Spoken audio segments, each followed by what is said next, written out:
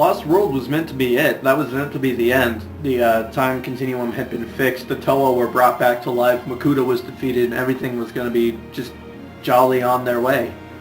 But people still wanted more.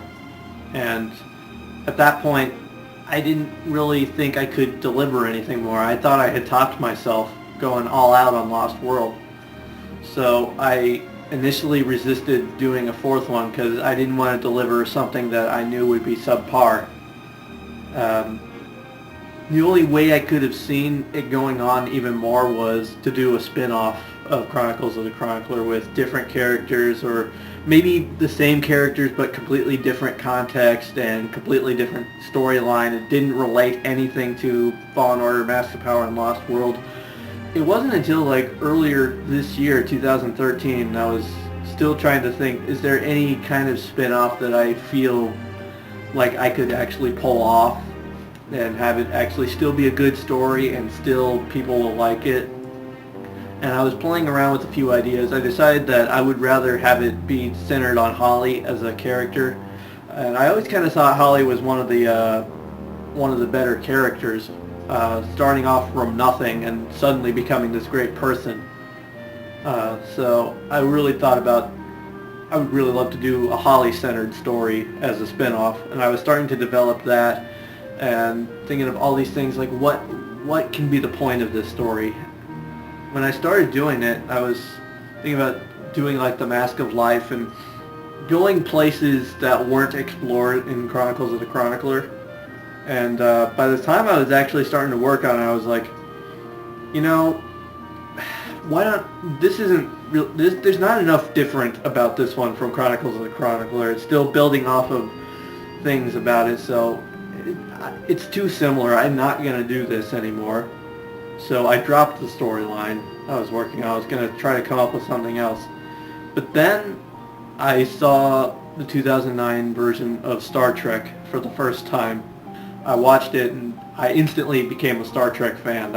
That's how good the movie was. And the thing about it too is that once I saw it and they had that whole thing about the alternate timeline and alternate reality, I suddenly began to think, in Lost World there was that whole time warp thing, but I had never thought of it as having like a continuing effect beyond what happened, like the Toa are alive now and the events of the previous films never happened.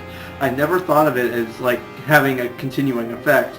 And I thought, if there's any character who could be really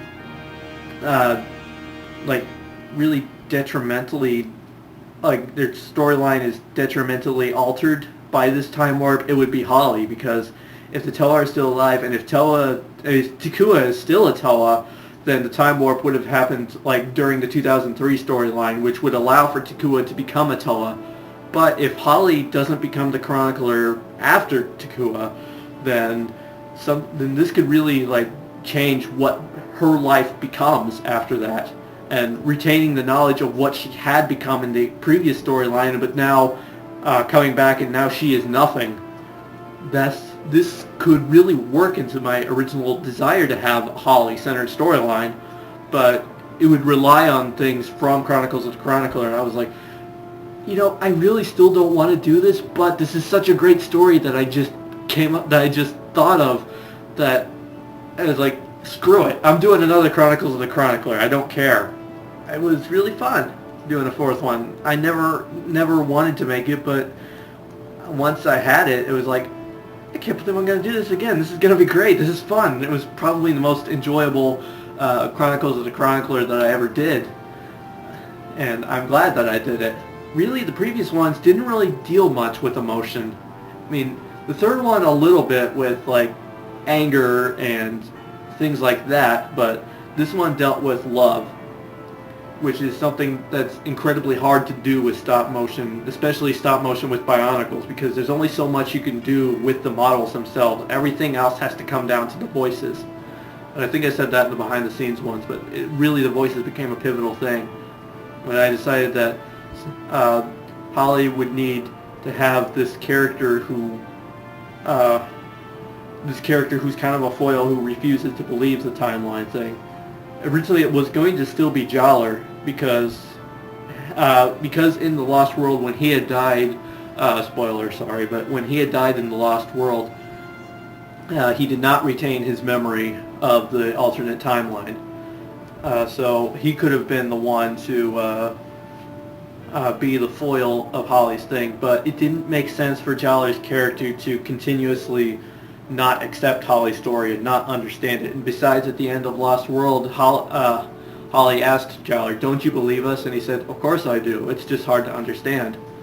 So it's not in Jolly's character to continuously be doubting of Holly. So there needed to be another character. Another thing I had considered with the spin-off was dealing with Holly having a long-lost family member. So that was brought back in the form of the character Mal, who is Altair in Lost World was the first original character who is not in any other Bionicle storyline. He is completely created by me. Altair was the first character, and Mal was the second character, who is completely original, created by me. And Mal is actually one of my favorite characters of the whole Chronicles of the Chronicler spectrum.